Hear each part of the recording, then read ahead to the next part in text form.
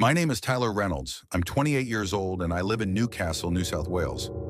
I work as a freelance photographer, mostly traveling across the coast for assignments, weddings, landscapes, magazine features, you name it. A few months ago, I was driving down from Brisbane to Wollongong for a nature shoot.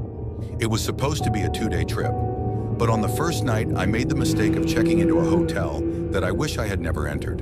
It was already late, around 10:45 p.m., and I was exhausted.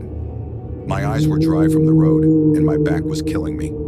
I had planned to stay at a budget chain hotel, but it was fully booked.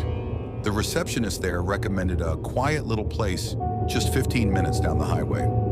I wish I had just slept in my car. The sign said, "Glenwood Stay, warm beds and country views." It didn't look too bad. Old-fashioned brick building, maybe 3 floors, surrounded by trees. A bit outdated, but charming. I parked, grabbed my camera bag, and walked in. There was no one at the reception desk, just a bell. I rang it. A few seconds later, an old man appeared, thin, pale, and way too quiet.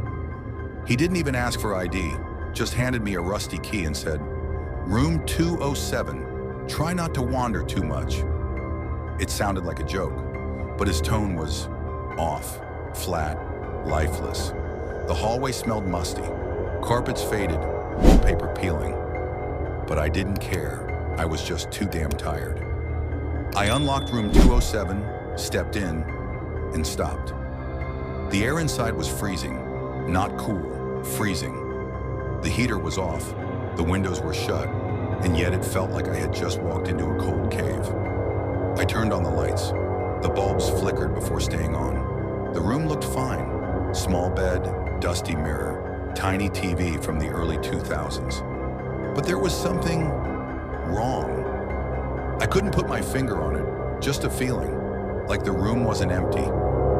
I put my stuff down, went to splash water on my face. The tap squealed when I turned it. The mirror in front of me was slightly tilted, and for half a second, I swear I saw something behind me. But when I spun around, there was nothing. I blamed the fatigue, took off my shoes and lay on the bed. But then, I heard it, a whisper. Not from the hallway, from inside the room, right behind the mirror. A soft, dragging voice, like someone whispering my name. "Tyler." I jumped up and stared at the mirror. It was just a mirror, nothing behind it. I knocked on the wall. Hollow. And then it whispered again. "You shouldn't be here." I froze. What? The hell? I backed away, heart racing. Just then, my phone buzzed. It was a notification from my home security app. Motion detected. Living room, 10:56 p.m., but I was 700 kilometers away, alone, and my house was empty. I didn't move for a while. I just stared at my phone screen. Motion detected. Living room. I tapped on the notification. The live camera feed opened. My living room was dark, but not empty. There was a shadow, a tall figure, motionless, standing right next to my couch. I couldn't make out the face, but the outline looked wrong, like it had horns. I blinked. The feed went static for 3 seconds. Then the shadow was gone. I shut the app and threw the phone onto the bed. My heart was hammering. I kept telling myself, it's just a glitch, a trick of the light. Bad reception. But deep inside, I knew. Something was off. I needed to sleep. I was freaking myself out. I turned off the lights, got under the covers, and tried to breathe slow. "Just sleep, Tyler. It's just an old hotel." That's it. But as I lay there, I started to hear something again, scraping, from behind the wall, like nails dragging across wood. Then a knock, then another. Then, a whisper, louder this time. "Open it." I sat up. My throat was dry. Open what? I looked around. The only thing in the room was a small closet near the bathroom. I stared at it. The door was slightly open, just a crack. But I knew I hadn't opened it. I stood up, walked slowly toward it, and pulled it open. Nothing. Just a tiny closet. Empty. I sighed. Then I saw it. At the top, in the corner of the closet wall, A black handprint. It wasn't dust. It looked burned into the wood, and it was upside down. My whole body froze. I shut the door hard, backed away, and decided I wasn't spending another second in that room. I grabbed my keys, wallet, and camera bag, opened the door, and a man was standing right outside. Tall, gray beard, same pale old guy from reception. He didn't blink, didn't move, just whispered, "You opened it. You weren't supposed to open it." I backed away. "Look, I'm leaving." He raised his hand, pointed to my chest, and said, "Now it knows your name." I didn't stop driving for hours. I left that hotel behind like it was cursed, because deep down, I knew it was. I didn't care where I was going. I just drove. Desert highways, old gas stations, no signal. Eventually, I found a roadside motel in New South Wales. It was basic, quiet, and looked normal. I didn't even unpack. I just lay on the bed, exhausted. But I couldn't sleep. I kept hearing echoes in my head. That voice. "You weren't supposed to open it. Now it knows your name." What the hell had I opened? I grabbed my phone and tried to search online for anything about that hotel. Nothing. No reviews. No listing. No records. It was like that place didn't exist. I even tried calling the number from the hotel receipt. Disconnected. I threw the phone aside, sat up, and decided I needed water.